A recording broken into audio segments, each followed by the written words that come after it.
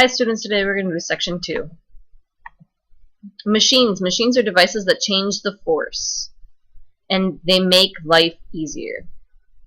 Machines can do one of three things or a combination. It can change the size of a force needed, it can change the direction of a force needed, or it can change the distance over which the force acts.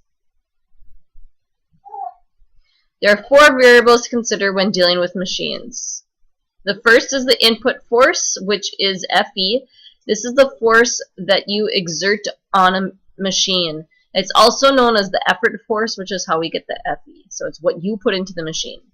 The input distance, dE, is the distance input force acts through. So it's the distance that you have to move. It's also known as the effort distance. The output force is the Fr. That is the force exerted by a machine. It's also known as the resistance force, which is how we get the Fr. So whatever the force that the machine does. And then there's the output distance. That's the distance that the force is exerted through. It's also known as the resistance distance. Work input and work output. Work input is the work done on the machine, so the work that you do. The equation is Fe times your dE. So work input is Fe times dE. It's still measured in joules. Work output, that's the work done by a machine. So what the machine does, and that is Fr times dr.